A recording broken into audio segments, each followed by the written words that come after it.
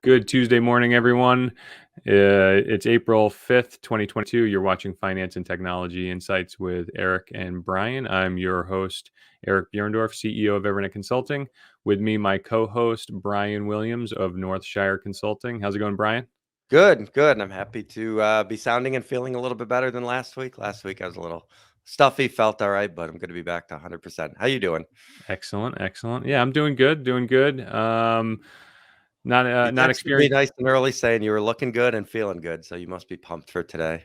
Yeah, well, we had a challenging start of the to get the show into a rhythm. So that was my cue to you to say, good to go, as expected. So yeah, no, I'm not getting any seasonal affliction right now. Nobody's cold, nobody's sick, everything's good. Did see the pollen start flying yesterday while we were driving home from ice cream sundaes yesterday afternoon. So I always hope every year that I don't get the allergies, but unfortunately I don't think I'm that lucky. Yeah, if anything, it's probably going to get worse every year, right? Where are you going out to ice cream for? Any special occasion? Yeah, me and my wife celebrated our anniversary yesterday, so it's really fun. Say again? Congratulations. Oh yeah, thanks. Yeah, another one in the books, as they say. Nice.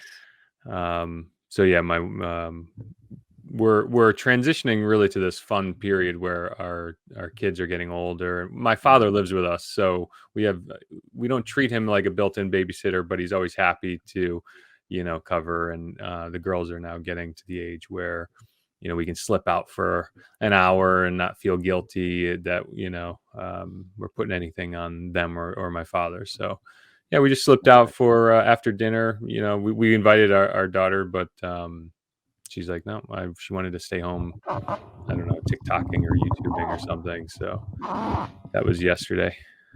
How was She doesn't want to hang out with old people anymore, right? She wants to hang out I know. There was like a cataclysmic change right around January of this year where our 9-year-old just doesn't want to hang out and loiter around the house with us anymore. It's all now. It's like, where is she? What is she doing?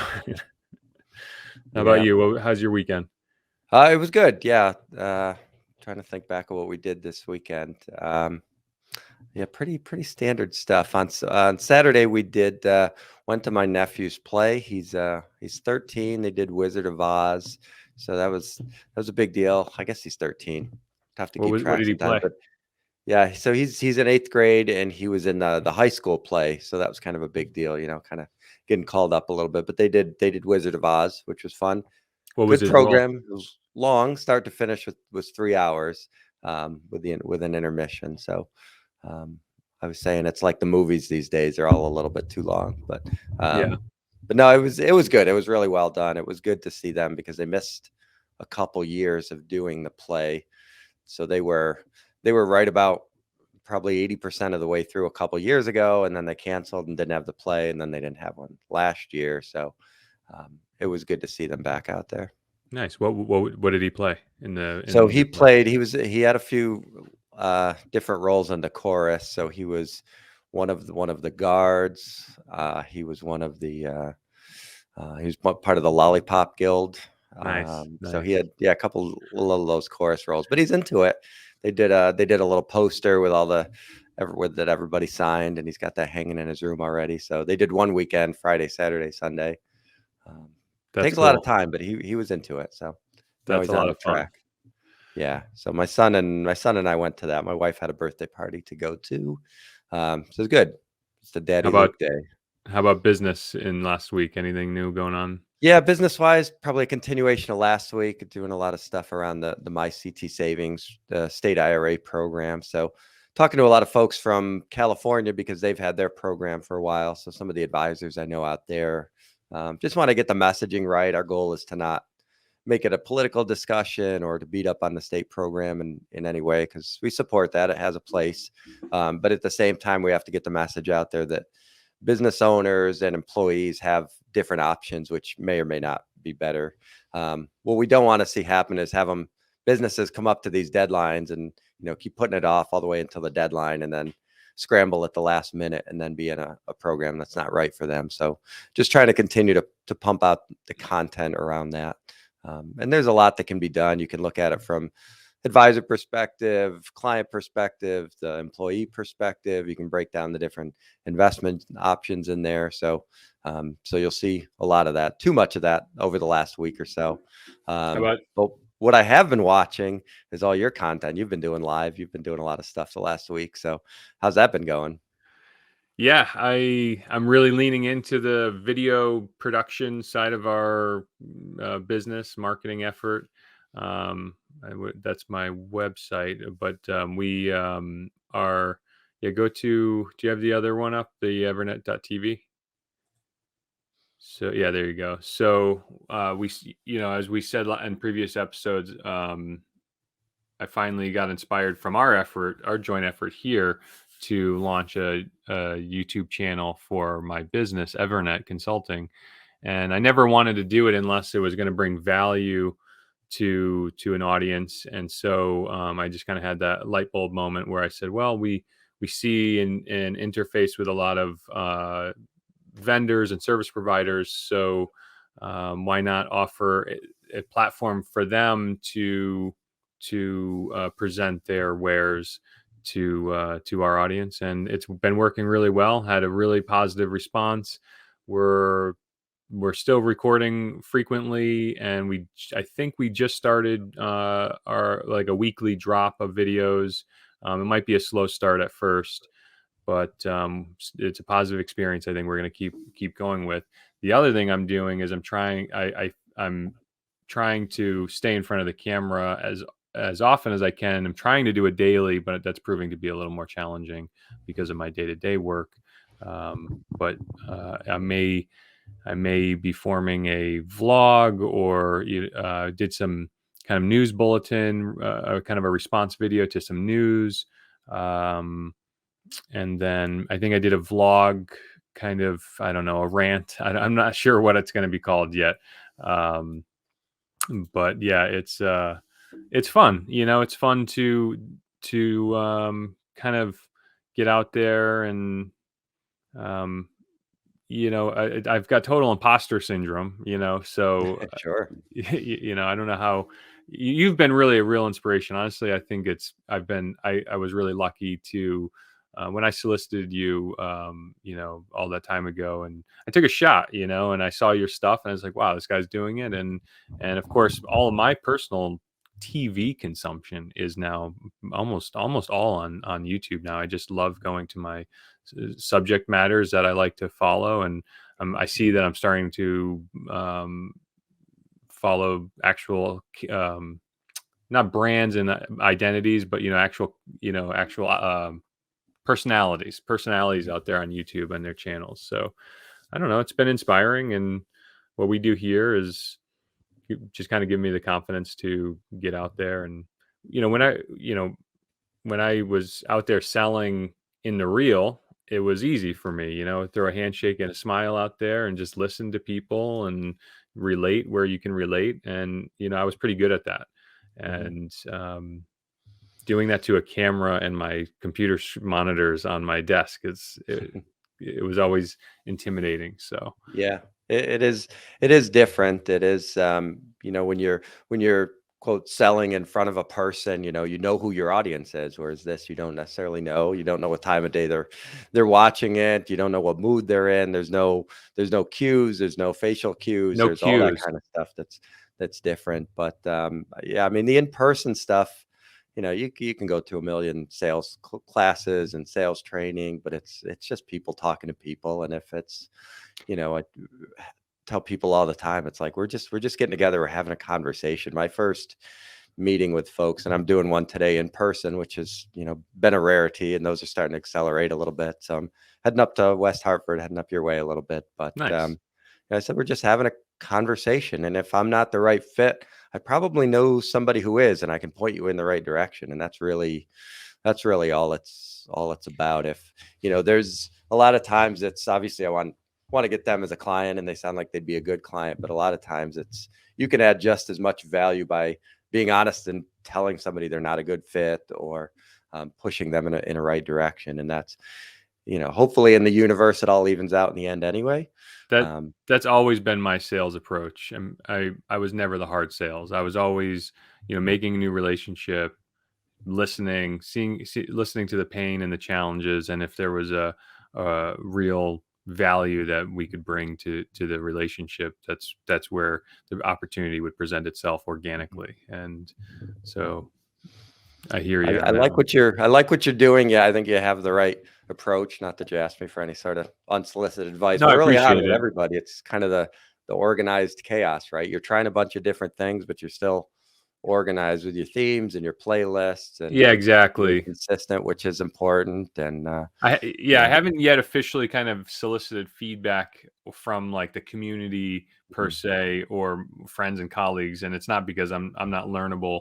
It's that literally am still learning the processes, the production processes, and the mhm, tools that go around it. And I'm not I've said this before to you.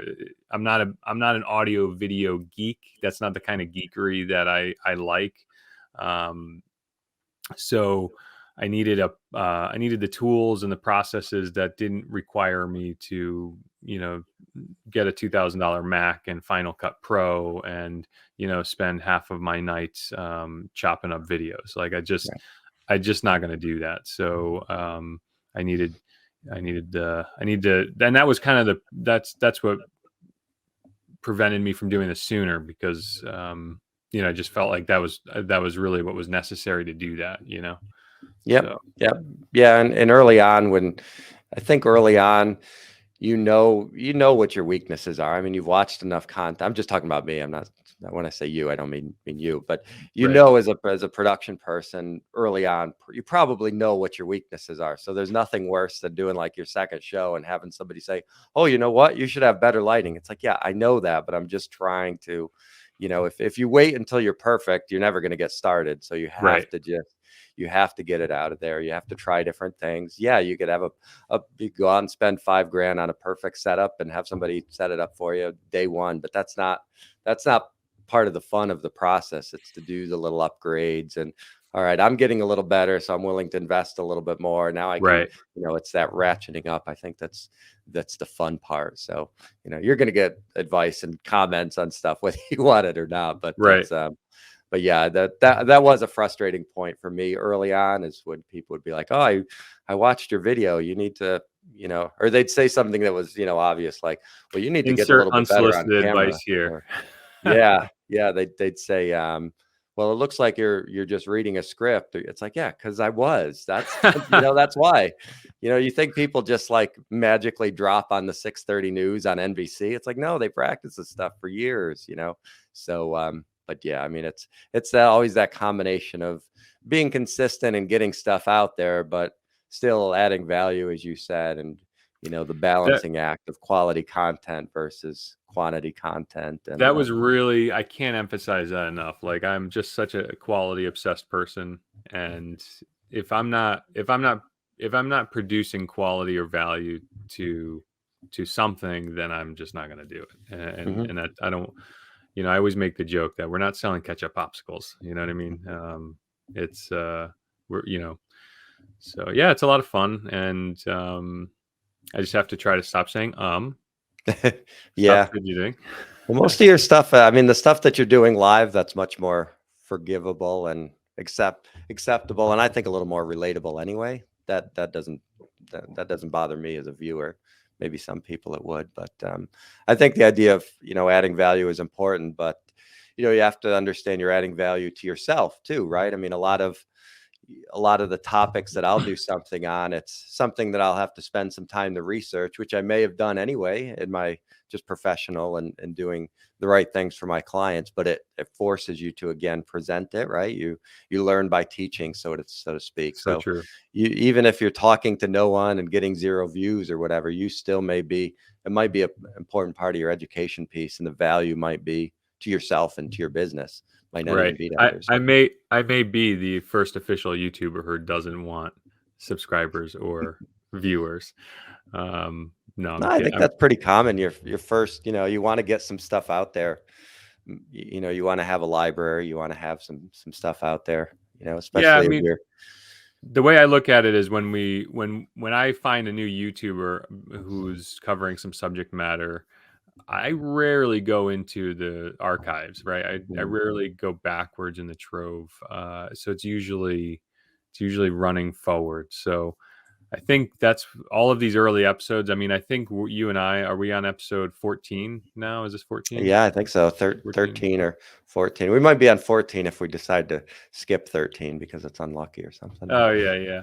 yeah. But we've already hammered out so many of the production pains and challenges. We have so much more to do. I wish the software we used had a show outline that we could have to give us Mhm. some guidance and like a quasi script, whatever. But even this morning was funny. I think we're both looking probably light faced because we what do we do, like 20 minutes of the show before we Yeah, realized we weren't you know, recording. I thought it was 20, but I didn't sign on until 10:05, and then at about 10:24 we realized, but we had so we probably missed, I guess, maybe only about 7 minutes or so, I think. Yeah, not the Outside of first time. and last time. We'll do it, and a lot of the YouTubers and podcasters out there, I've heard them laugh and say, "Yeah, we this is our second time doing the show today because we, Mhm. deleted the file or didn't hit the Yeah, record button."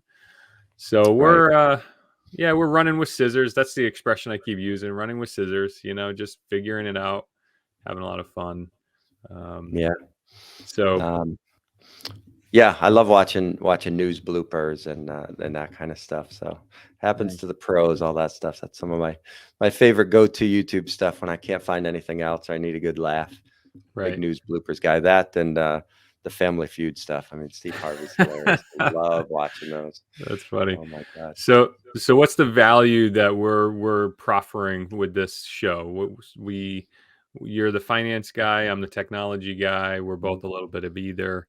We have been using so part of the show format is, we talk about what we want to talk about. We catch up on our friendship. We talk about what's going on in our respective businesses, and then we take some time in this, seems like the second half of the show to talk about what's going on in the news.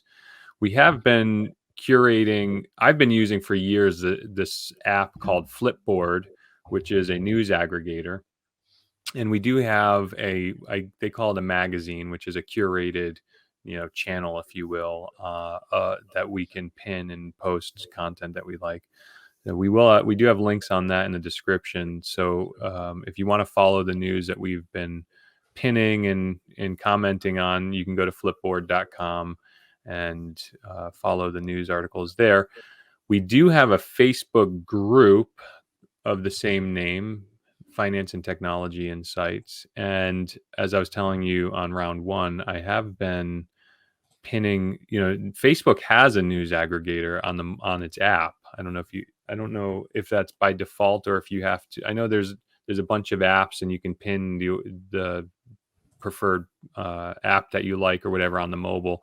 So I read the news on Facebook as well. So I've been sharing articles there.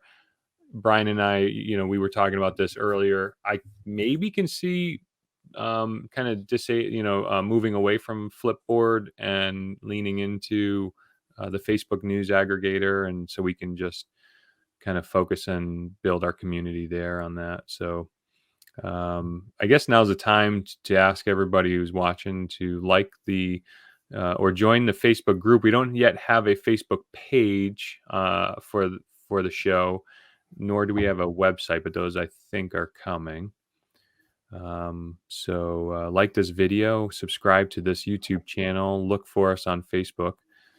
So what's going on in the news? Where you're on the flip, you're on the Yeah, I gotta go back to Flipboard. I like they both have value. I like the Flipboard too, because it's just the news without some of our GIFs and some of our true other GIF to the nonsense G. that can come in the group. But the group has a place too, I think, as that group and community grows, and we'll post more surveys and questions, and you can be a little bit more interactive, I think, on Facebook than Flipboard. So yeah, so we'll keep running the parallel universes in the in the multiverse and see where it goes. But no, I think there's some good stuff here. You've been pretty good about posting stuff on Flipboard, probably a little bit better than I have. But I think the Waymo story on the autonomous rides in San Francisco is interesting because we've covered that a lot, so we might as well dive into that.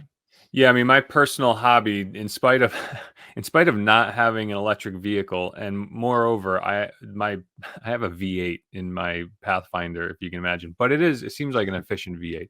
Um, but yeah, I am kind of tickled by all the electric vehicle stuff that's coming, the transition in transportation. So I did pin an article. Waymo starts fully autonomous rides in San Francisco, expanding Arizona robotaxi zone. So Waymo is I still call them Google, but they officially the company's Alphabet. So Google changed their name to Alphabet. Alphabet has many businesses under it, including Google now, or Google Search. Waymo is their autonomous driving company. They have been running robo taxis in Arizona for the past year or so, and this news article here on Forbes says they are expanding more coverage in Arizona. I believe the article says they're expanding into downtown Phoenix, and they are also expanding into San Francisco.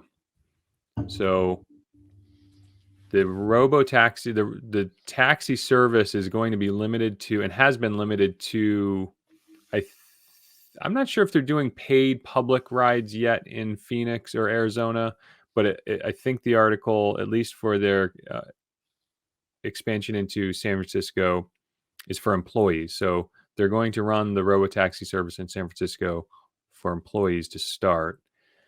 And I just, it feels like when you read this, it's tiptoeing, but I look at this like this is a very strong signal of what's to come. GM has their autonomous subdivision or subsidiary called Cruise. Have you heard of Cruise? Yeah.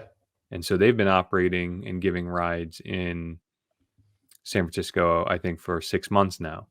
And I've watched some YouTube videos on it, and I'm trying really hard to not say so if my long pauses is me not saying their service. So GM's been running Cruise for the last 6 months in San Francisco. I think those have been public paid rides. I think, don't quote me on that, could be wrong. And now Waymo is coming to San Francisco. They've been in Phoenix. I think the idea, according to some videos I saw of some of the product team managers and whatnot, they say, hey, if we can get it done in San Francisco, which is arguably a very hostile and difficult driving environment, we can get it done anywhere. And in fact, they've been saying that they've had highway driving more or less done for years. Right. And it kind of makes sense because you don't have, everybody is kind of moving it more or less in an expectable fashion, and not a lot of what I'm coming to learn is they call them vulnerable road users, or walkers, bicyclists, motorcyclists. So yeah, they say they got it on the highway. So I guess if they can get it, so to me, I see them going into San Francisco and saying, wow, so they're really going right at the heart of this thing. So if they get it sorted out in San Francisco, I imagine a broader rollout of autonomous driving, autonomous taxis is, imminent. Yeah, I would say so. It's probably sooner than most people think. In the highways, they've had trucking companies have been on the highway for a while, at least with semi-autonomous. And you can even make the case for, I mean, we've had cruise control for decades. We've got stay in your lane. We've got, brake assist. And we've got a number of things that have slowly made the driver less relevant, so to speak, over the last few years or so. The Subaru EyeSight at Volvo. So both of our cars have the adaptive cruise control where you can specify the length, the car in front of you, and all that kind of stuff. So you're right. The highway stuff is a lot easier to handle, a lot fewer variables. That's for sure. Do your Subarus do active braking Yes, it will. Yep. Yep. on so on the highway you do adaptive cruise control and that's coupled with active braking? Yes. Yeah. So And it will. that's part of the consumer education because that is uniquely different and that's you know Mhm. what I mean? Because like you adaptive cruise control has been out for years, which is just maintaining kind of what safe follow, right? Yes. Yep. And then active braking is where you know the car in front of you slows to a stop, or the car will slow to a stop. Hmm. So Yeah. Yeah, and it's really, I'm trying to think of it. I probably less than a handful of times it's actually like invoked it with me, where it will, where it's a nuisance as following somebody on the highway and they're slowing to get off, they're getting off, and my car slows and I'm knowing that it doesn't have to because I know that car is getting off. The Subaru doesn't. My car doesn't know that the car in front of me is right, getting off. That right. that's a piece that's little bit of a nuisance. That's the intelligence piece that's Yeah, or missing, right? lack of, I guess you could say. Right, But yeah, my superior intelligence over the car for now. For now, right.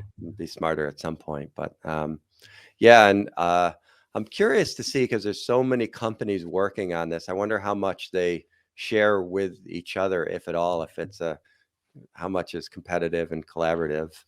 So Um, there are the companies like Nvidia, Mobileye is an Israeli company that is building the technology suite that can be adapted and licensed by others. GM and Waymo, or Cruise and Waymo, I think are proprietary in-house systems. mhm, So, and then Tesla also proprietary in-house. So I think you're going to have a situation where it's going to be a little bit of both, and a couple of the trucking outfits and startups that are working on the trucking. Uh, the name escapes me right now. I think those are in-house proprietary as well. So it's going to be a mhm. mix and mash, and that's competition, and that's going to be great. I think that's one of the great opportunities for competition is Sure. there's a lot of money going into this, and I'm just obsessed with the idea that you can just hail a cab from your app or your smart speaker, and it's outside and there's no driver there, and the car is refreshed, late model. Um, there's a club seating is. You ever been on a train Sure. and so you can imagine these purpose built vehicles ready to take 4 or 6 people, in club seating arrangements. I just would love that. I would love that. It's just hail a car, you know, pile in, and me and the girls, and we're just spending time together while we're going to where we're going, and then to that effect, you know, I'm rounding 40 pretty soon, and it's so funny. My wife laughs at me, and the girls laugh at me. Like every time we get on the highway, I feel like I'm just like 1 year older because it's like like my shoulders come in, the elbows come in, and you know Yeah. what I mean. The steering wheel goes a little higher, and I'm just like Mhm. it's just nerve wracking out there the way people drive. Yeah, So well, and the night thing is an issue too. That I mean, these headlights are great for you when you're driving, but up against headlights. I mean, my mother, who doesn't drive very much at night anymore, had to drive over the weekend, and that's all she talked about was how bright the headlights are. And she's like, "Am I making this up? Have I not been like?" No, they're pretty bright. yeah, There it is a big deal.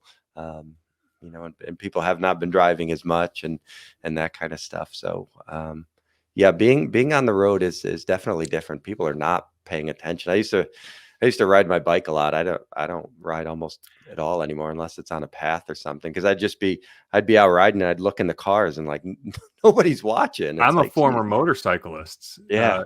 I had several motorcycles all through my kids, teens, and 20s, and Mhm. absolutely not would I be on a motorcycle now on the main road. The No. texting and the blatant disregard for. Anyways, I think I'm sort of showing my age, right? I'm looking forward to the robots taking over again. What else? Yeah, yeah. What Um, else is going on in the news? right. Yeah, and before we close that too, I'd mention too. I mean, the in between steps are going to be interesting too, because you think about people who say, "Well, I would never get in a a driverless car, right? I mean, people say that now, but it's like, okay, but you would potentially hail one to your house and then drive it. That might be an option, as we sort of move things along. That might be an option that some people might say, well, I I mean, don't. people are so funny with I would never, right? I Yeah, mean, you get on a flying metal tube to go across the country. You don't know right, who the pilot is. You don't know right. who he is, what his experience is. You don't know anything about what it takes to fly a plane. You Right. get in a train, same thing. You get in a cab, same thing. I mean, Well, yeah. I mean, especially now with Uber, you're getting in a car with a complete stranger, and yeah. because they've got a 4-star rating, you're okay with it. Yeah, But so all these naysayers, I'll never yeah, let a robot drive me. I mean, they just yeah, um I mean, it's laughable. I mean, whenever you see it's like listening to people say I'll never get our parents, I'll never get a smartphone in their generation. mm, And now they're all Facebooking and, right, YouTubing. right. I'll never get a touch screen. I need my BlackBerry keep. I mean, it's just the same thing. I've been a Yeah, technologist now for long enough to hear this. Like every new technology, you always there's a technology adoption curve, and there's a whole science to it. And there's the early adopters, and then there's the middle of the curve, and then there's the tail end of the curve. And then mhm, what's unfortunate is what people say they're going to do or will do is vastly different than the reality.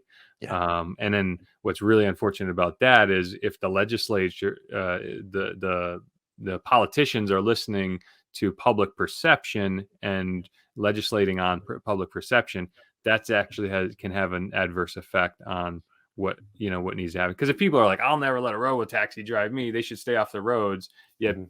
the typical consumer doesn't know that it's significantly safer than humans, significantly less expensive, and overall better for the society. It's just, don't get me started. Yeah, right, right. And as it relates back to solar cars and things like that, the ability to have these park somewhere in an open lot somewhere and be out in the sun all day versus being in your garage or something like that. I mean, that's a I, factor too. You're going I, to have these big super commuter lots with all these cars row by row, and they can jam pack them in, right? Because they'll be able to drive themselves out of it. I talk about this with my wife all the time. You ever drive through a neighborhood and clearly see the decade in which this neighborhood was built? Hmm. Right? Yeah. So in 20 years, you're going to drive through a neighborhood and you're going to be in a robotaxi. You're going to be looking out the window and you're going to see all of these houses with 2 3 car garages. Hmm. When the robotaxi comes out, the cost per mile to move your body will be so low that it would literally be foolish to own a vehicle, if not illegal. I feel like in some places it'll be outright illegal because of the safety factor, or the cost of insurance will be so high that the insurance carriers would be like, sure, you can drive if you want to, but we know statistically the likelihood that you will crash this vehicle, right? And so we're going to drive through these communities, mine included, where these houses were purpose built with the idea that one or more cars were a norm. I mean, it's really, if you think about it, right? I mean, now West Hartford, I laugh, it's the land of the 1 car garage, right? And you can drive around and actually see, in some cases, people have already boarded up their 1 car garage and turned it into additional living space. But you can clearly see that when that house was conceptualized with a 1 car garage, it was intended to be a garage. Sure. And then 100 years ago, it was with like carriage houses, the Mhm. Victorian mansions in the States and things like that. They all had carriage houses. They were literally filled with carriages. Mhm. Um, so yeah, I mean, to your point about the parking lots, I was just on a Facebook group. I'm a town Facebook group where the townies chat and complain about various things, and they're complaining about Main Street in West Hartford and the traffic, and there's parking on the Main Street in West Hartford, but it's a 2-lane road. And in order for you to wait for somebody's backing out of a spot, it feels like you're really just hamstringing traffic, right? Because it's kind of like a major pipe, but if you're on the right lane stopped, waiting for somebody to back out so that you could take the, so there's a debate whether you should stop or not stop. But in order for the guy to get out, you got to stop, you know what I mean? So anyways, I'm, and of course I'm thinking, and I actually do chime into this effort, and I say, those slanted parking slots in front of all that retail, that's all going to go away 10, 20 years. Again, when people are shuttling around in robotaxis like these Waymos and Cruise that we reported on, you can imagine that those will be like fire lanes, almost. They'll be drop and pick lanes where you'll just be standing curbside, and the car will just come and get you, and then you get in, and then you go. And parking is going to be a thing of the past. And then you start thinking, well, will the parking will there have to be maintained big parking lots? But not really, because if Silicon Valley and the technologies and the technologists that are working, it's all about efficiency. We're entering the era of efficiency. So it's not a matter of these cars being parked and stacked. And in fact, if you look at the airline industry, they're a perfect example of this. When the pandemic came in, they didn't have anywhere to park these planes that they couldn't use.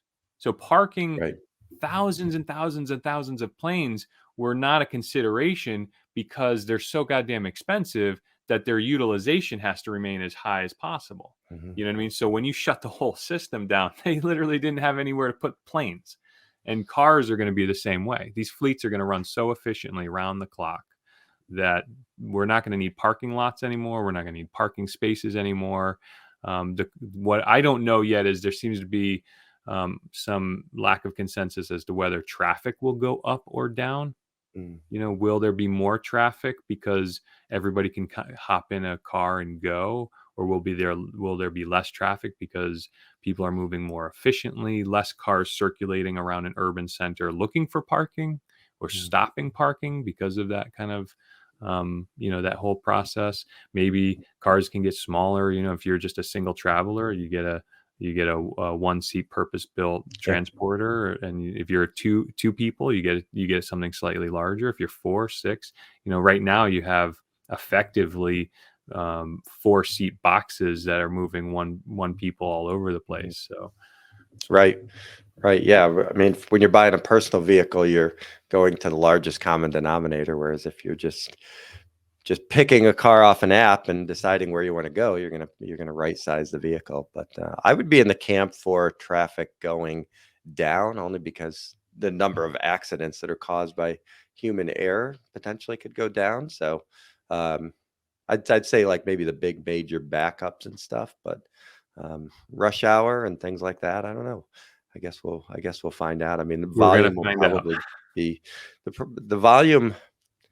Yeah, I guess if people might be willing to do more ride sharing, or potentially have longer commutes if they're being productive in their vehicle. Whereas somebody completely now might say, I drive 20 minutes to work myself because it's not worth carpooling. Whereas I might be willing to share a ride with somebody and have a 30-minute commute because I'm going to be on my laptop or my VR goggles or whatever. So it doesn't matter.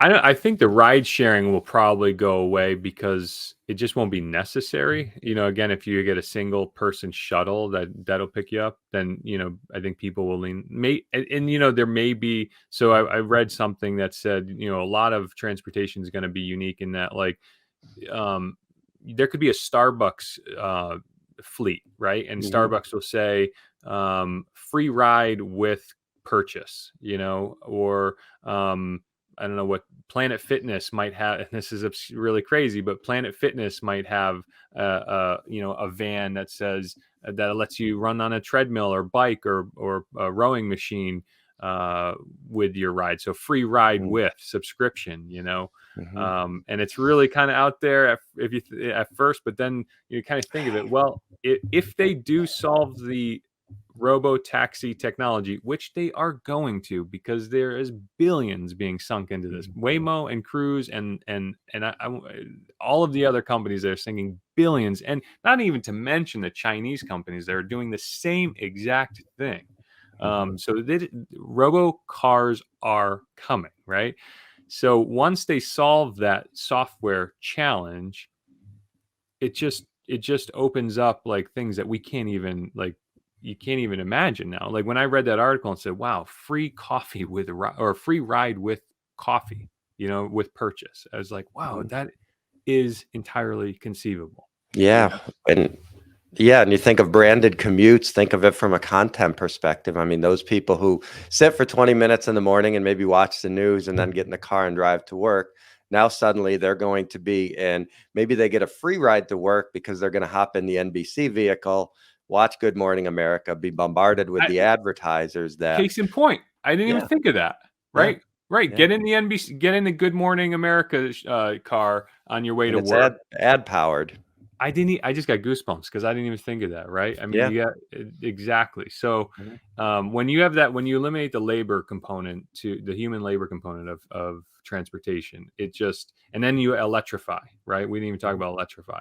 When you couple those together, the cost of transportation is going to be near free, if not free. I mean, Right. the cost will be your whatever you're consuming or whatever the value add because it's just and any the economics are so obvious and then the other thing too is you're getting late model vehicles, so the vehicles will be clean. What's going to happen is a whole economy is going to be spring up around supporting these fleets. I Mhm. bet you there's going to be a lot of like car cleaning services, so a lot of those parking lots or whatever will be the robotaxi will come in. You can imagine you're running a 500,000 vehicle fleet, your Waymo, and you're going to have partners that will have car turnover services, where the vehicle will come in, maybe get a quick wash, vacuum, some But new. wouldn't the assumption be they're gonna be cleaned by robots? I mean, I, if we got Roombas if we got Roombas cleaning our house now, it's hard to imagine humans cleaning robotic vehicles. Um, ultimately, yes, yeah, I think that's the long game for sure. That's yeah, so funny. And then the because you cool 'cause thing with that is the price of real estate goes down in urban centers because and the price of real estate in the rural areas goes up because now you can live farther out of the urban center. We're not even talking about urban air mobility, which is the air taxis that are coming. Those are coming too. Um, yeah. Yeah, you think of the economics behind let's say a 10-story parking garage. Maybe you have a tenth of the vehicles out there because you're sharing, et cetera. So no, but now the premium is being able to park your car in the sun. So there's no value to being on the lower level. So you knock down the parking garage and now it's a flat parking lot.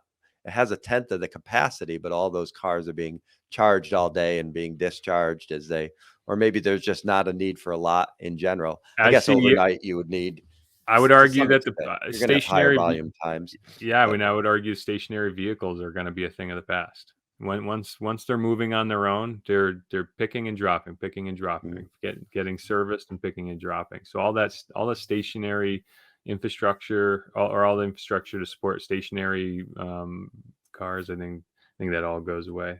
That's well, we really nerded out on that. That's yeah, my jam. I think that's fascinating. I think the economic impact of moving people inexpensively or near free is so fascinating. I mean, it's going to help the disabled, the elderly, children, um, everybody in between. It fascinates me to no end. yeah, yeah, absolutely. And to what role the government and public, are you still running, public buses, I would imagine to some extent, and people, maybe the government's a leader there, maybe they're a lagger. We'll see. Sometimes, believe it or not, they are ahead of the curve on some things. And probably rare, but sometimes they're leaders there. Um, so yeah, I think it'll the be it'll form be factor is interesting. going to just yeah. Well, so you said will they be buses? Did you say? Yeah, Yeah, I yeah. mean, I think they'll still run, you know, whether it's government run buses around regions and stuff. That'll all kind of shake out. It'll really depend, right? I mean, if the or the private sector is moving enough people, then Mhm, the government may just you never know. Maybe the government say we don't need to run that service anymore. mhm. Yeah, Again, because the cost of because the government service is still there's a charge. It's a subsidized mm, service to run buses, right? To run that infrastructure. You never know. mhm. I mean, the government's not running airplanes, or at least Right. not for public tran anyways. So Mhm. it's conceivable that that goes away. I just love it. It's fascinating. It's fascinating. It is. It's interesting to me because this is one of the rare times when I think it's easier for most people. So if you're sitting talking about the internet in 1995, there's going to be some people who get it and know it's coming and realize the potential, or even earlier, and there's going to be some people that don't. But right now, everybody drives, everybody's familiar with the whole system. So it's like we're in the early stages, but very rarely are we in the early stages of something where everybody can see what the future stages are. Whereas that's probably a bit of an anomaly in the technology world. So true. So Yeah, true. Well, we really nerded out on I know. mobility. I don't think we have any time.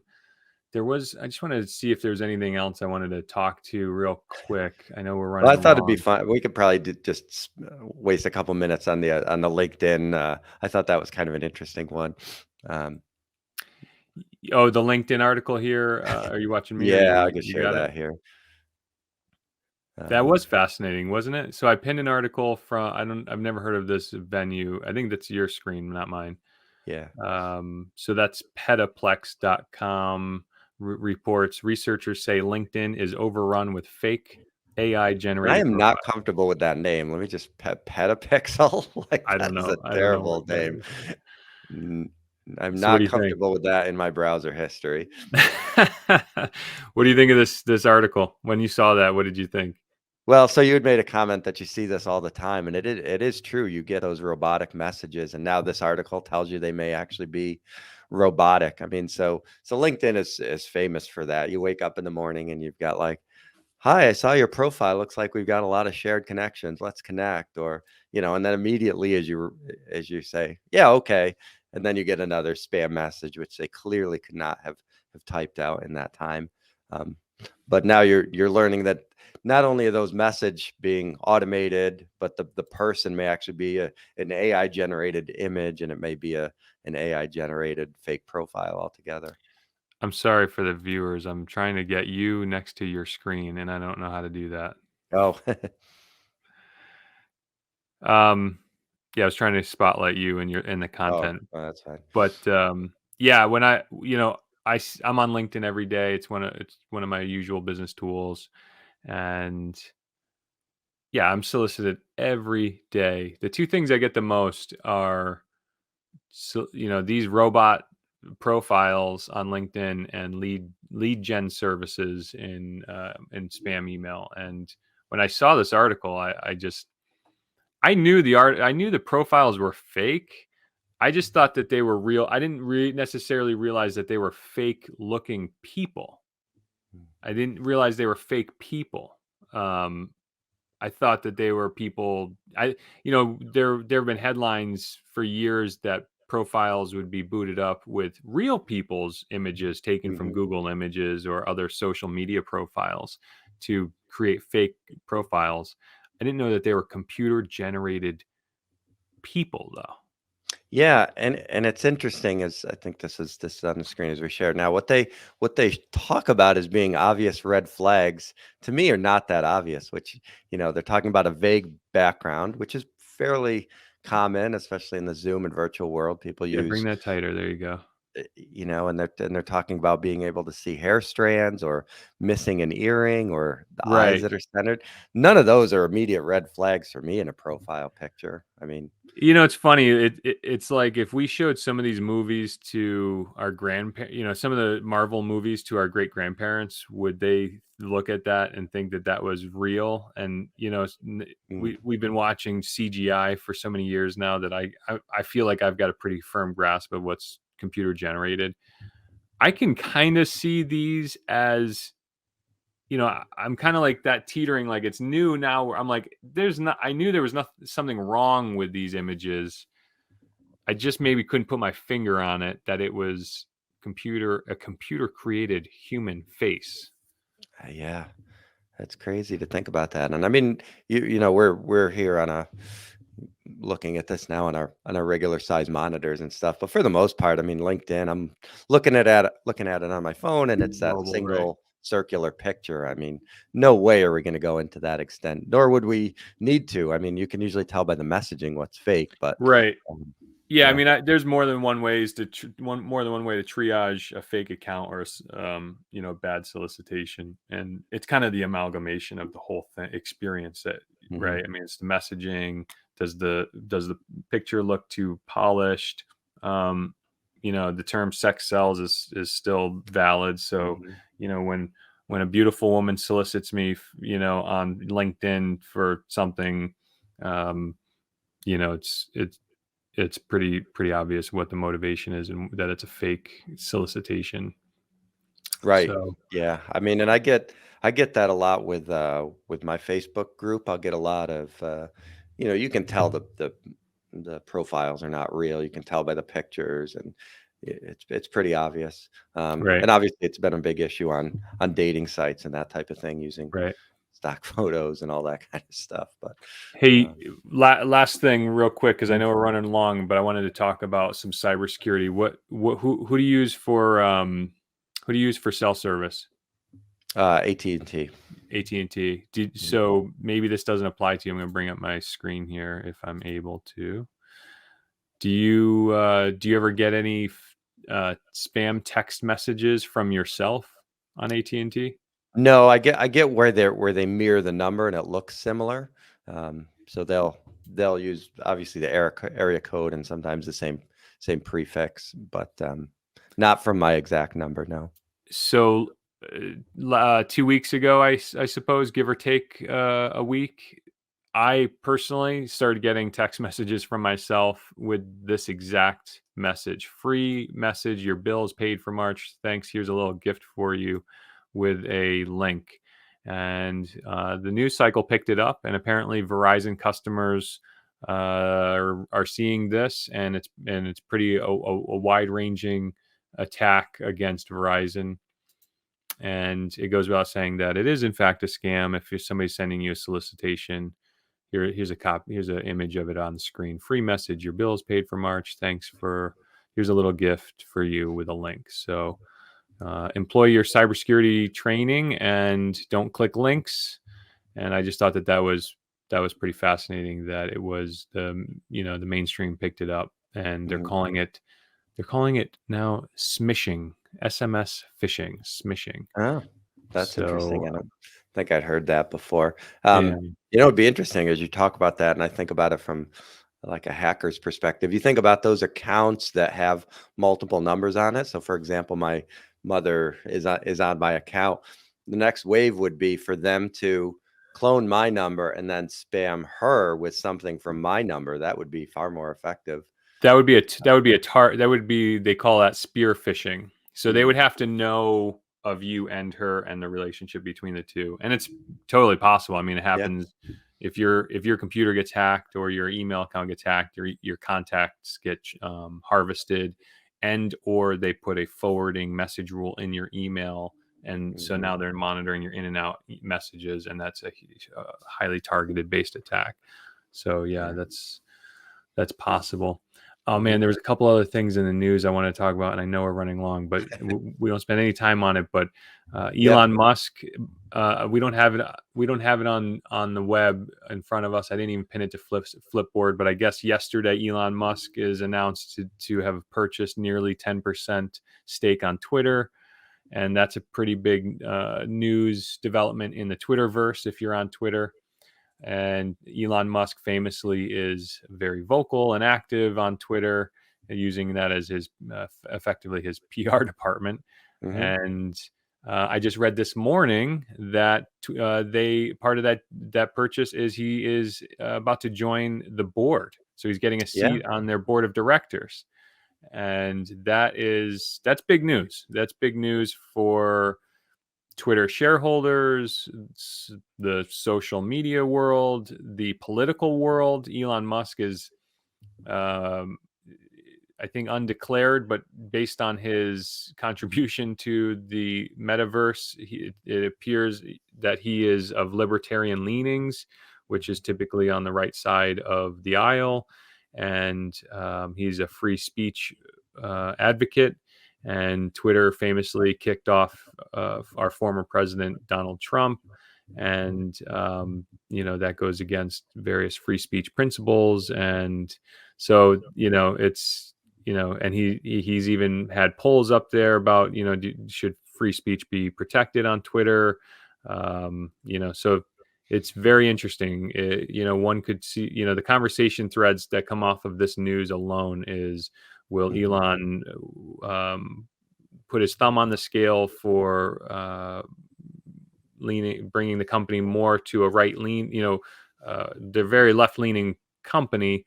Silicon Valley and tech companies are typically left leaning. So will he add some weight to the scale to tip it right? Will we see Donald Trump return to Twitter? And his contemporaries? So it's really interesting to see. What do you think? Yeah, it is, and I know he's had an ongoing battle with the SEC, the Securities and Exchange Commission. So there's even some talk about how he announced this and how he went about that, and he's he loves to push the envelope and needle them. He stirs the pot, doesn't he? Yeah, he does. He does, and some things he's been right about, and other things, in my opinion, he's been wrong about. But yeah, it's interesting to see these tech giants get into, geez, I guess you could almost consider Twitter kind of old media at this point. But you think of when Jeff Bezos bought the Washington Post and things like that, you got this sum of money. Now you want to, get involved in the messaging. So yeah, we'll more to come on that, obviously. Yeah, I thought that was fascinating. I wanted to report on that. The normals out there. I suppose if you're watching this stream, you at least know what Twitter is, whether you have a Twitter account or not. That remains. But it was interesting news. So I think that probably covers it. We did a show and a half today. We recorded only only one show, and we didn't record the first half. So if we're seeming a little goofy today, that's because Brian and I did half a show before we hit the record button. Yeah, that's good. Hey, maybe we should do that every week. We're probably a little punch drunk right now, which is funny. So, Brian, I enjoy you. You want to bring us out? Yeah, sure. I'm Brian Williams from Northshire Consulting, Connecticut-based investment advisory firm. I'd say we're America's favorite advisory firm, but that kind of sounds tacky. I'm not going to do that. So, just kidding. That's Eric's tagline. So having some fun with that. But so we work with small businesses and families and individuals to, help them get their investments and finance in order. And we're completely independent with no allegiance to anyone or anything except doing what's right. So I know Eric's got a similar philosophy at EVERNET. So tell them about that. Yeah, so I am Eric Buhrendorf, CEO of EVERNET Consulting, America's favorite IT vendor. We manage and support businesses and their IT function, and we love it. That's what we're doing. So this is Finance and Technology Insights. Like and subscribe if you're still here. Give us a share. All of those usual things. Participate with us on Flipboard and our Facebook group, and we will see you. We record on Tuesday mornings typically. So Brian, have a great week, and we will see you guys in a week. All right, sounds good. See you then.